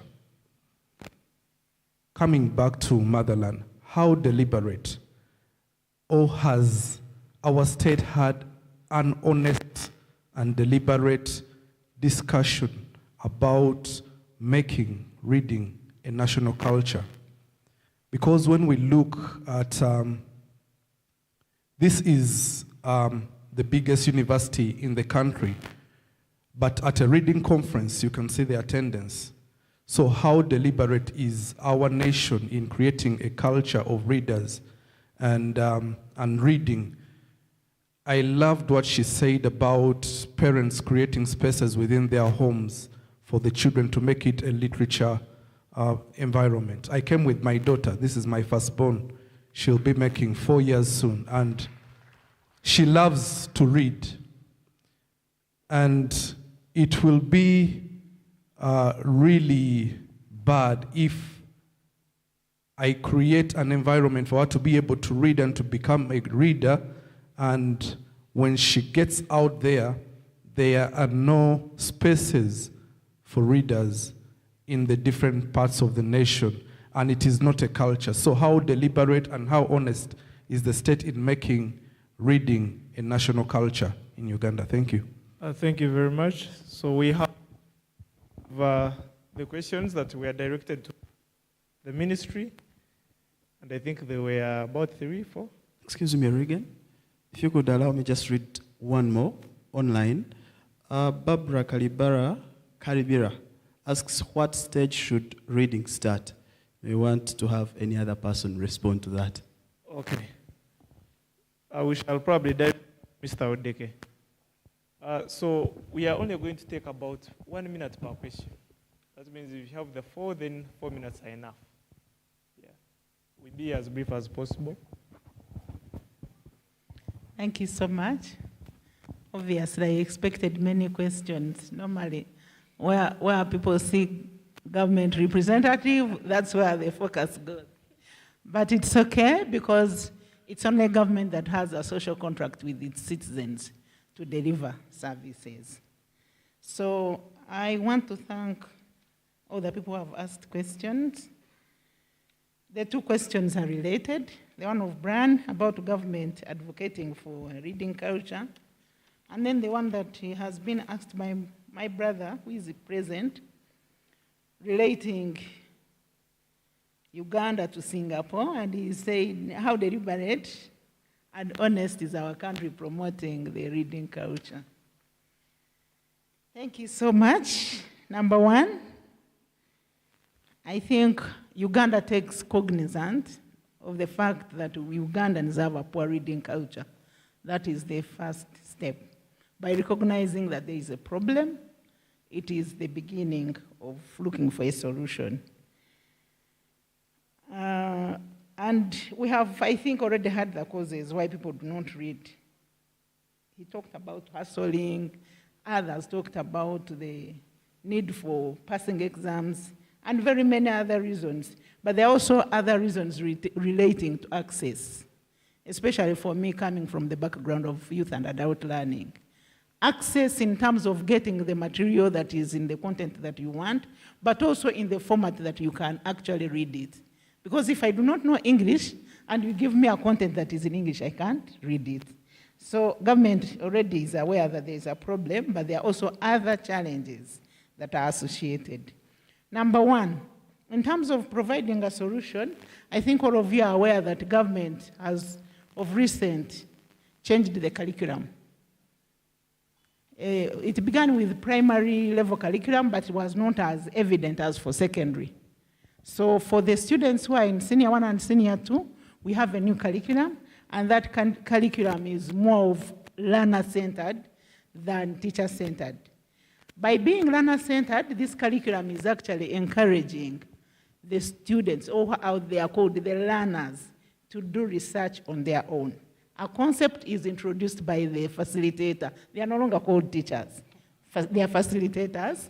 So you introduce a concept, and then you give activities. They are not even assignments or what? Activities. Yes. So by focusing on the learner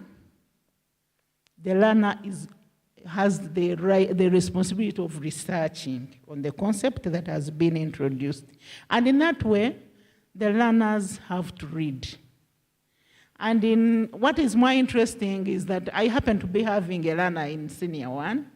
And one of the intriguing things is that once they read and they are given activities, they are even asked to provide solutions to the problems that society is facing. So from an English lesson, a history lesson, geography lesson, somebody is providing a solution for waste, for example, waste management.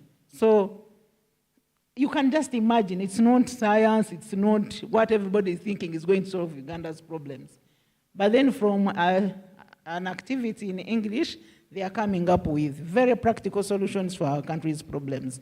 So in changing the curriculum, government is addressing the issues of reading culture because the learners have to read about the concepts. Number two, government is providing reading materials. And I think with the new curriculum that is given, that even the publishers are not selling books. Many of the books that are being used are now coming from the National Curriculum Development Center. And all the libraries are well stocked. But I think in addition to also those curriculum-related materials, school libraries are also stocked with other materials, like novels, to encourage students to read. And also, on the other hand, is that government encourages parents to also participate in enabling their children to read. And that's why from our ministry, actually, we have the adult learning programs. Those programs are supposed to, they are second chance programs to enable the adults who missed the chances of learning when they were young, so that they can be able to acquire the literacy and numeracy skills so that they can support their children as they learn. Obviously, if you do not appreciate learning, you cannot support it. But once a parent appreciates learning and they see what they've been missing, they do not want their children to suffer the same challenge. So in that way, government is using a multi-pronged approach to address issues of reading. And I think we might not be already at the level of Singapore, but we normally have the reading week. Normally, when you are passing at City Square, I think you've seen, since you are interested in reading, you'll be getting, I think as you're passing, you have to read, but maybe the issue would be popularizing it.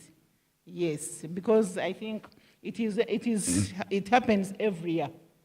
And it is organized by the ministry, but in partnership with the local governments. For KCCA, I'm very sure it is always at the City Square. For other districts, maybe we need to explore, but what I know is that we have a reading week. My sister, my daughter here, she asked about the issue of mindset. And she said reading has to be, for reading to be embraced, it has to be in the mindset issues have to be addressed, and what are we doing about it? The issue of mindset is a very big issue, not only for reading, but for every aspect of life. And as government of Uganda, we have a full program under the National Development Plan 3 that is talking about community mobilization and mindset change. Yes. So what we focus on is not only for reading, but generally, as a country, much of what has been holding us back is poor mindset, where people are waiting for government to hope. And actually, they normally call it government equality, etuyambe. Yes, so there is a drive because that is a full program area, and it has different ministries that report on it, but it is coordinated by our ministry, the Ministry of Gender, Labor and Social Development. And it is the one that is even working on issues of patriotism, leadership, all that. So reading is, since we already have reading programs. And for your information, actually, what we have done for us and adult life, when we talk about adult, we begin with youth who are 18 years. Because if you have not enrolled in P1 and you are 18, you can't enroll in most cases. So we have a new program that is called the Community Learning Centers, that we want to revamp the community centers that were there in the 60s. And these community centers are at the parish level, and their purpose is to enable the communities to access information. When we talk about community, we are talking about all ages. I told you we are promoting lifelong learning. And at the Community Learning Center, we have a section that has to cater for issues of reading materials and information access, with even internet. So far, we've been piloting, and we have 11 community learning centers, which are already operational. And we think once it has been funded, it is going to be rolled out to the whole country. And everybody is welcome to go to the community learning center, not only to read, but also to access the required knowledge that we hope we have local solutions for local problems. Thank you. We shall now have Mr. Odeke answer his question in 1 minute, and then we shall close with you. Thank you so much. What do I say? You know, the listener asked on social media, I don't know which platform they're watching from, but at what age should the child start reading? You know,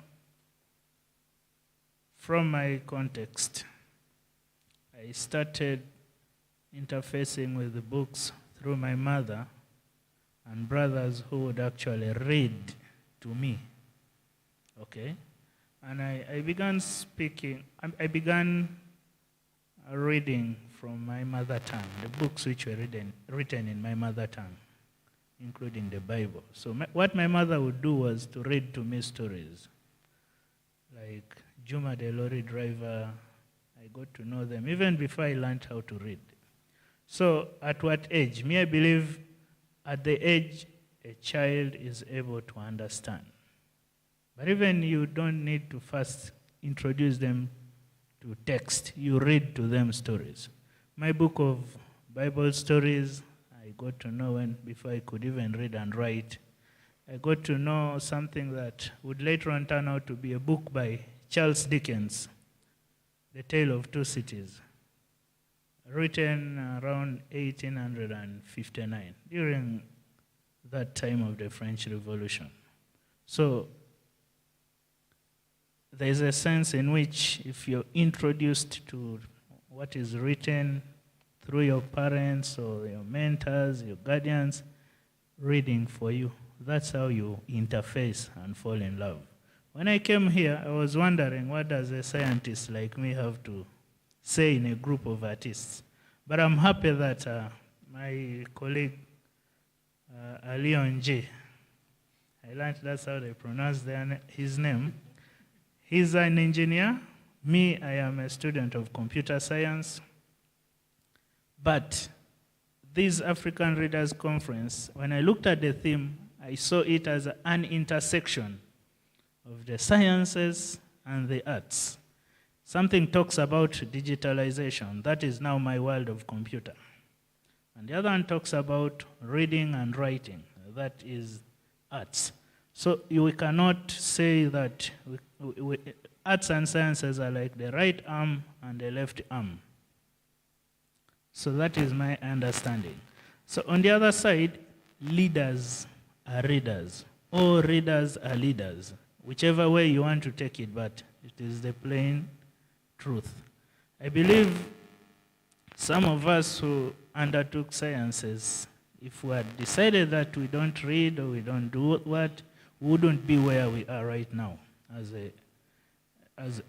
leaders. So there is a sense in which you're supposed to look at reading and writing.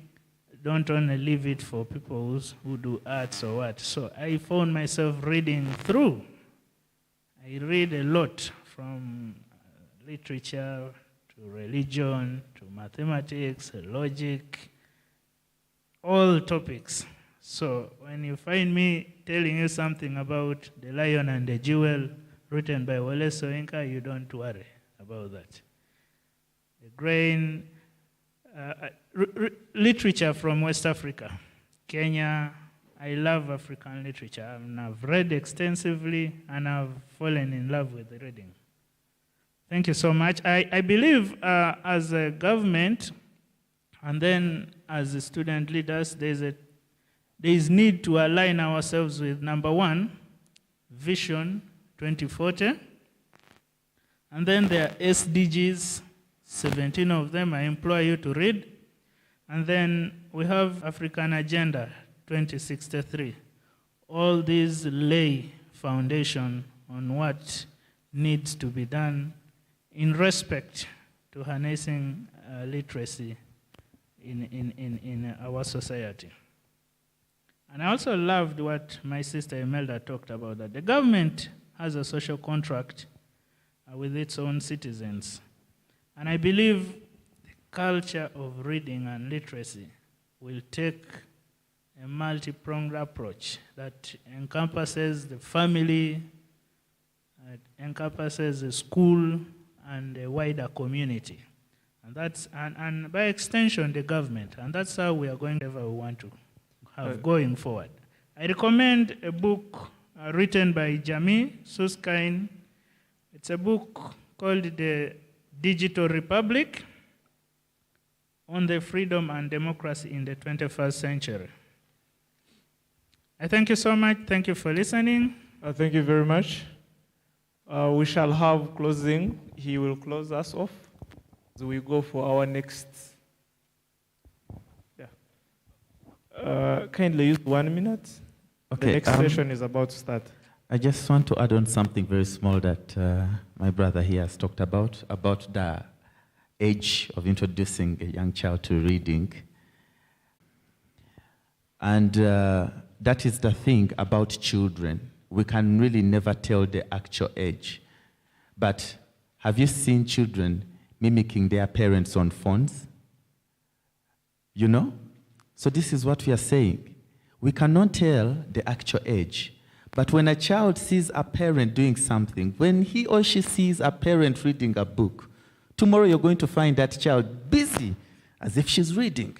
And trust me, that is the step to everything.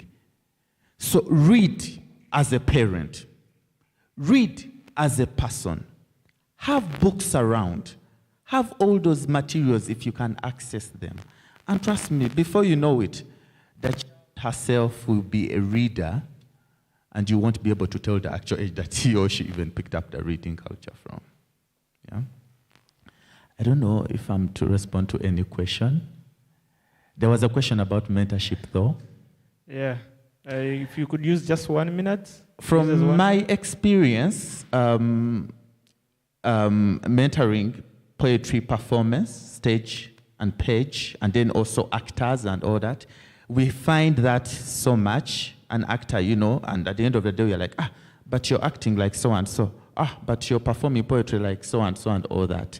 So, with the mentor and how much is open to receive what the mentor is providing for him. I honestly feel that as far as personal development is concerned and finding your own voice, because it is one of the things that we are dealing with. What is the voice of an African?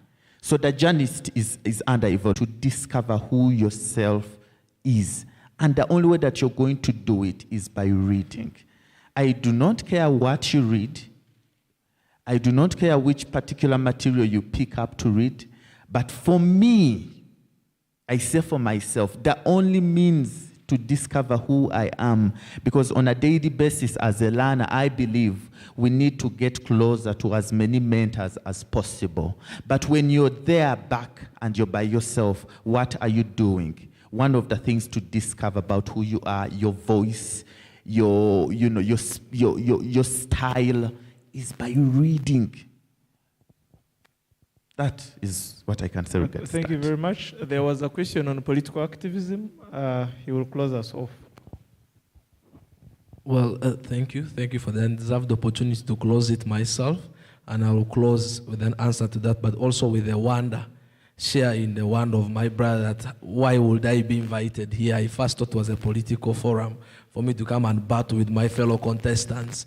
It was a conference on those who read, and I'm still surprised, though. I will ask you guys after here why I was invited, but then still I will stick to say that everybody should read. And in fact, most times people think when you're science, probably you shouldn't read. I went to my place of internship recently, and my colleague called me Dangote, and the internship supervisor said, so you're Dangote, and you also do engineering. So there was that context and that partition they had for people. But the simple answer is that you're right. Those who had you, whether the syndrome of the shrinking space or culture of reading does only affect political activism. I think the answer is no, it does affect several other areas. I narrowed down to political activism because that is what he asked. And I wanted to stay relevant. I wanted to stay relevant to the question. But I think you're right, and if there are other measures like you recommend that can be taken, like the publishing and the leadership circles and organizations, those will do us a great deal. But I narrowed down because he asked me in that particular area. Thank you.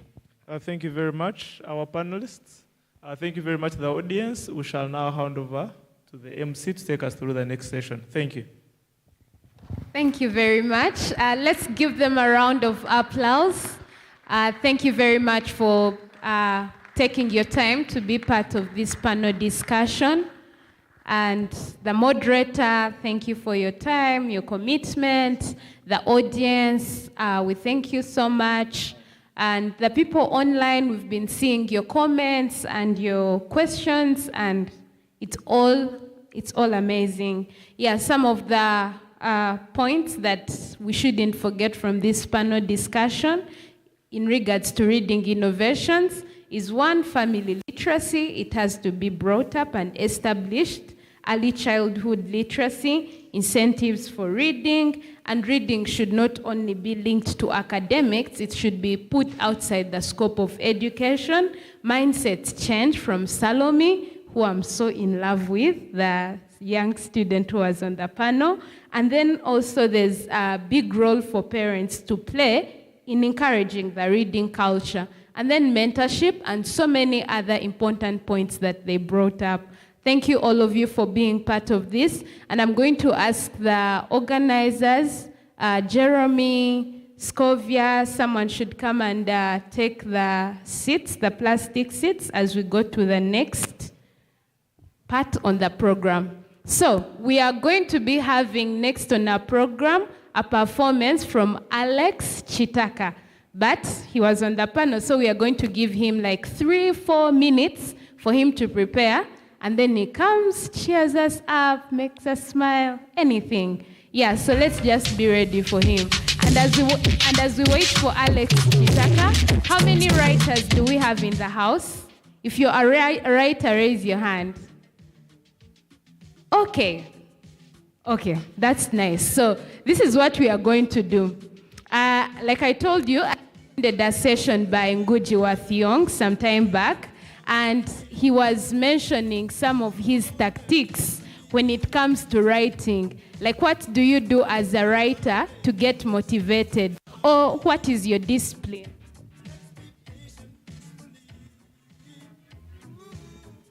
Or what is your discipline as a writer? So for him, he says he's a very disorganized writer. If you organize his table, like where he writes from, all his ideas will just skip his what? His mind. So that kind of chaos on his table kind of gives him like direction whenever he's doing what? Whenever he's writing. So the writers in the house, tell us some of your habits. Some of those good habits. Do you have to walk around the room like this for you to get an idea? Do you have to look at a picture? Do you have to sing a song?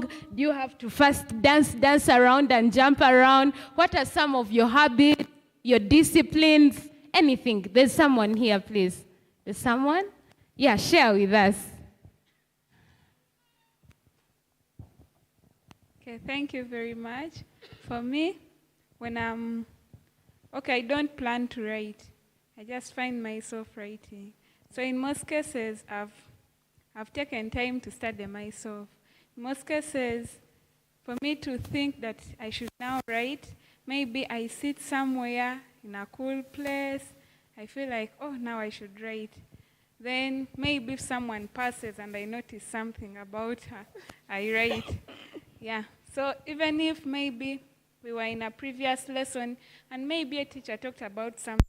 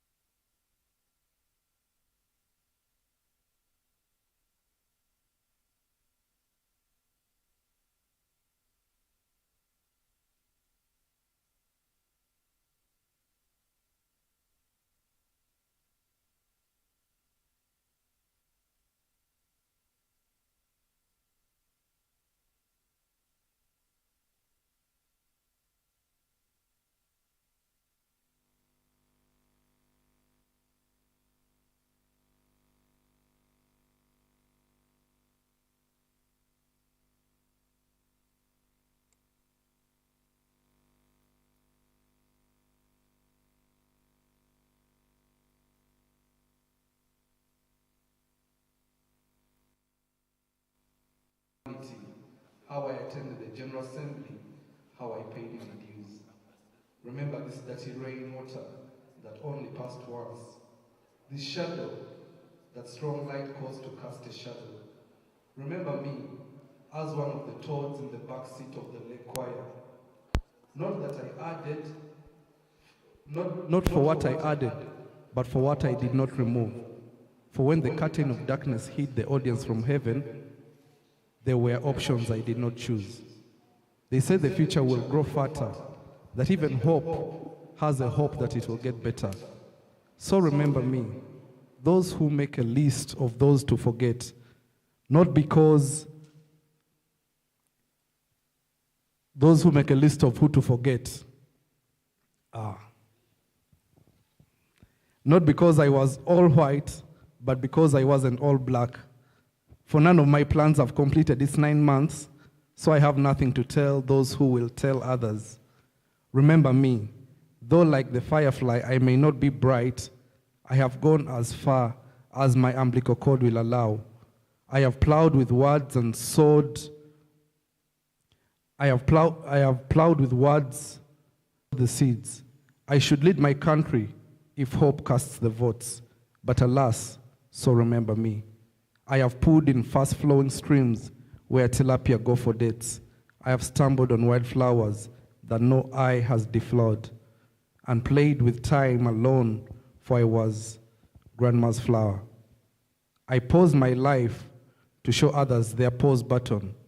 So when you have finished naming high flyers, remember me. They say there is still time, but no one can never be sure. So I just stopped by to remind you to remember me. Nice. I hope you're remembered. I hope so. Yeah, thank you very much. I find myself reading this over and over again because the time I wrote it is a time that was really dark, and I just felt so alone. Yeah. But that is how writing comes, and that is how pieces are generated. Thank you. Thank you to Emotions. Okay, so now let's have Alex Chitaka come on stage with his performance.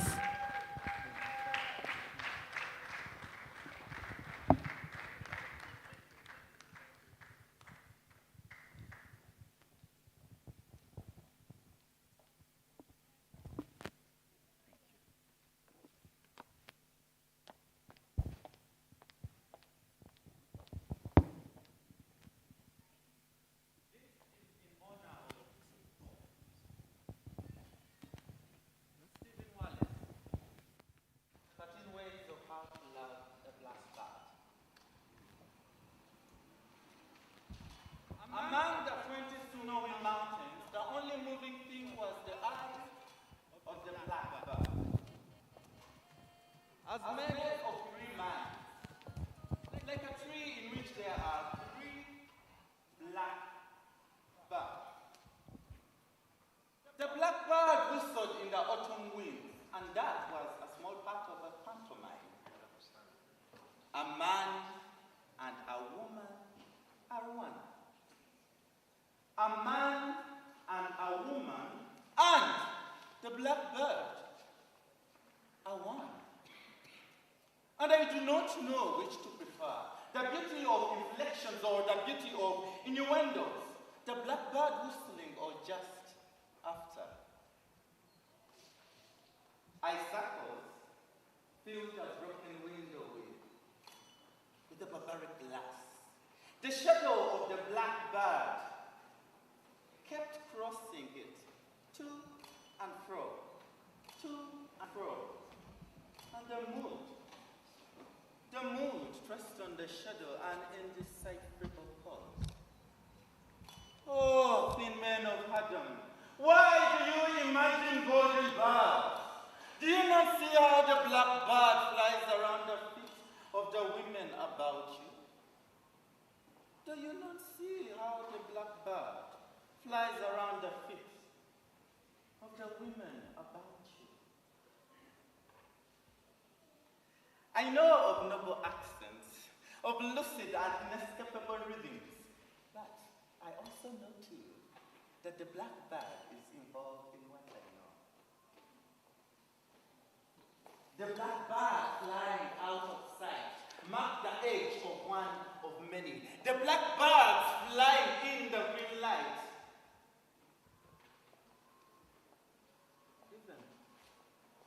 Even the birds of Tiffany would cry out sharply, "Oh, the men of Adam, why do you imagine golden birds? Do you not see how the black bird flies around the women, flies about your feet of the women about you? Do you not see that?" And then the black bird landed over Connecticut in a glass couch, and once a fear pierced him, for which he mistook for his epithet for the black bird. Oh, thin man of Adam, why do you imagine golden birds? Do you not see how the black bird flies around the feet of the women about you? See, the river is flowing, and the black bird must be flying. It was all evening, all afternoon.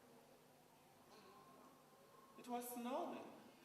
Oh, it was just about to snow. And the black bird saw. The black bird squat in the cedar. Thin man of Adam, do you not see how the black bird flies around the feet of the woman? Do you not see how the black bird flies around the feet of the women?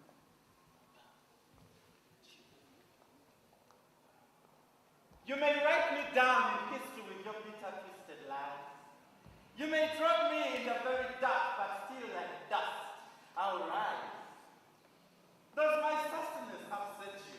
Why are you beset with gloom? Because I walk like I've got oil wells pumping in my living room. Just like the moons and the suns, with the certainty of the tides, just like hopes springing so high, still I'll rise. Did you want to see me broken? Bowed head and lowered shoulders. Tears, shoulders, tears falling down. Shoulders falling down and tears broken by my soulful pride.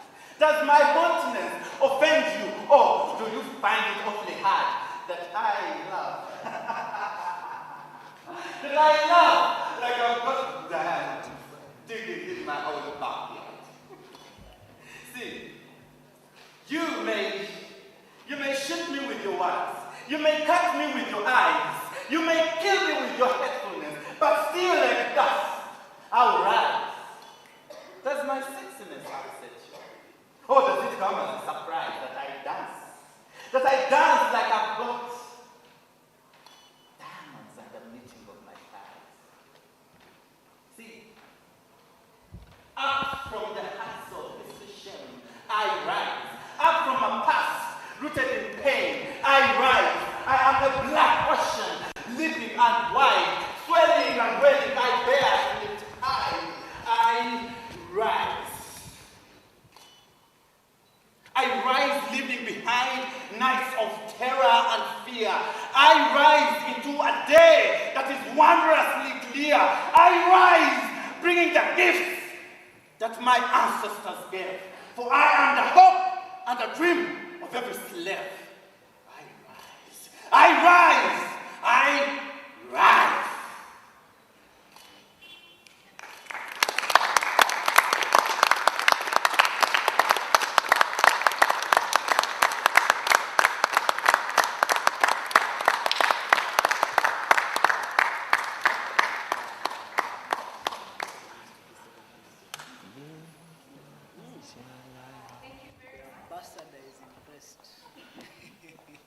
You've had, Mshareh. Thank you very much, Alex, for your support.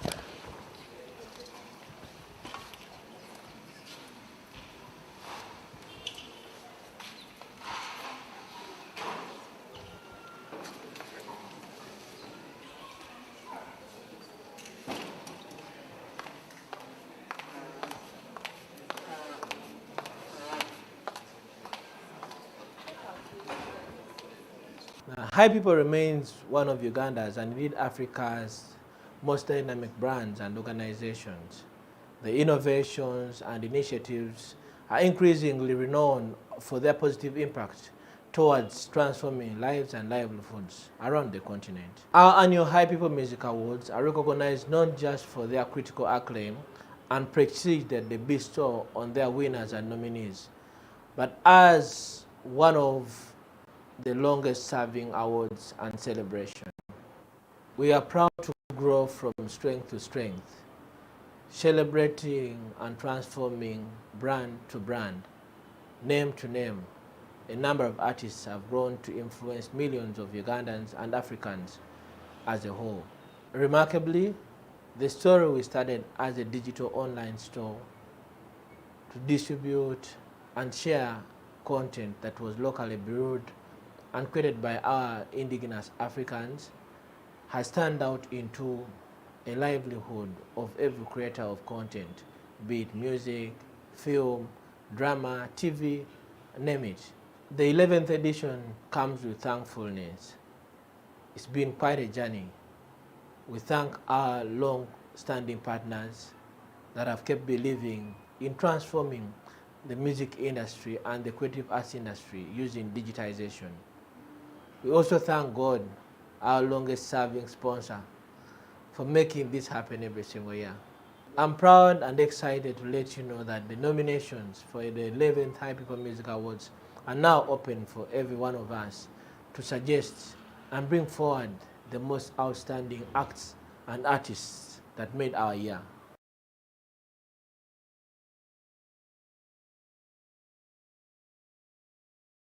High People remains one of Uganda's and indeed Africa's most dynamic brands and organizations. The innovations and initiatives are increasingly renowned for their positive impact towards transforming lives and livelihoods around the continent. Our annual High People Music Awards are recognized not just for their critical acclaim and prestige that they bestow on their winners and nominees, but as one of the longest serving awards and celebration. We are proud to grow from strength to strength, celebrating and transforming brand to brand, name to name. A number of artists have grown to influence millions of Ugandans and Africans as a whole. Remarkably, the story we started as a digital online store to distribute and share content that was locally brewed and created by our indigenous Africans has turned out into a livelihood of every creator of content, be it music, film, drama, TV, name it. The 11th edition comes with thankfulness. It's been quite a journey. We thank our long-standing partners that have kept believing in transforming the music industry and the creative arts industry using digitization. We also thank God, our longest-serving sponsor, for making this happen every single year. I'm proud and excited to let you know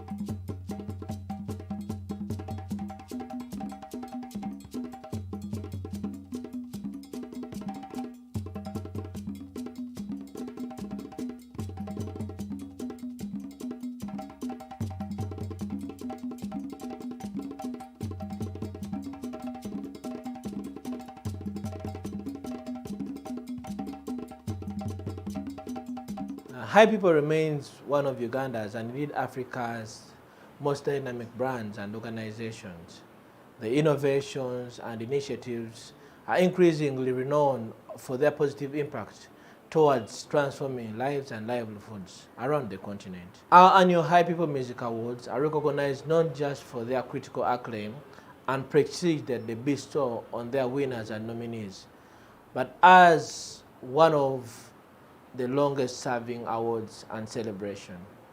We are proud to grow from strength to strength, celebrating and transforming brand to brand, name to name.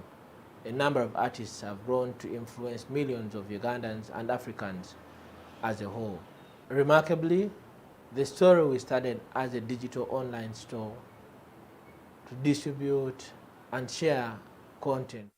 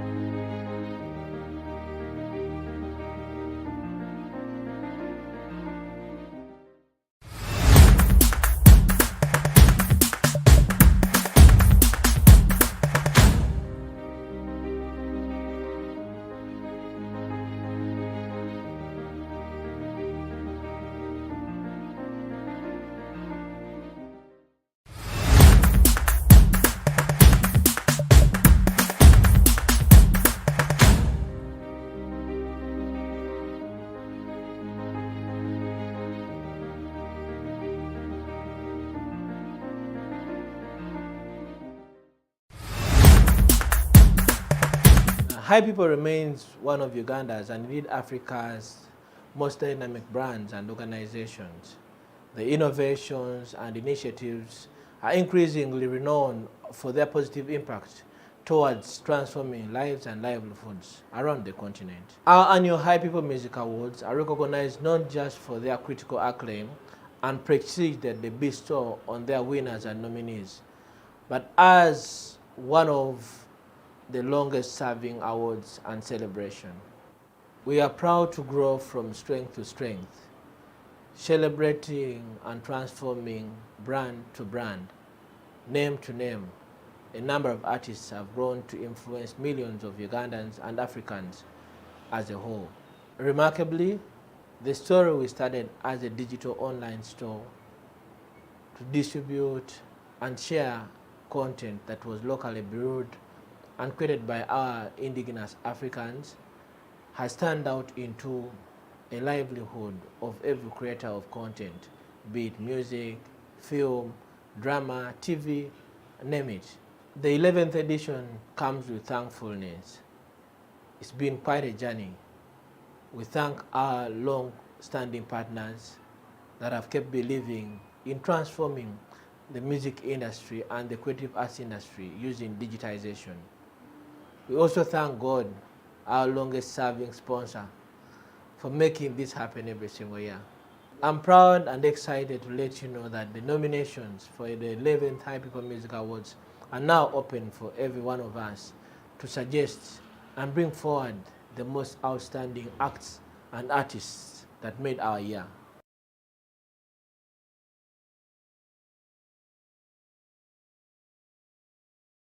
High People remains one of Uganda's and indeed Africa's most dynamic brands and organizations.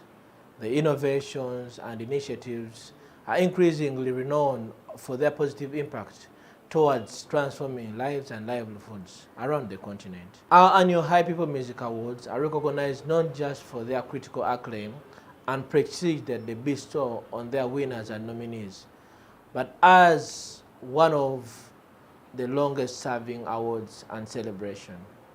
We are proud to grow from strength to strength, celebrating and transforming brand to brand, name to name. A number of artists have grown to influence millions of Ugandans and Africans as a whole. Remarkably, the story we started as a digital online store to distribute and share content that was locally brewed and created by our indigenous Africans has turned out into a livelihood of every creator of content, be it music, film, drama, TV, name it. The 11th edition comes with thankfulness. It's been quite a journey.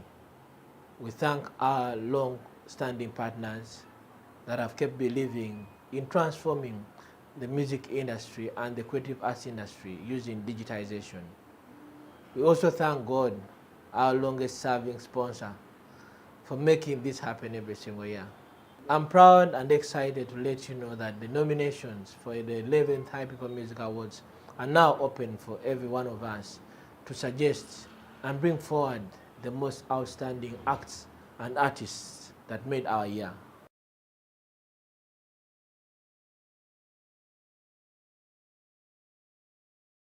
High People remains one of Uganda's and indeed Africa's most dynamic brands and organizations.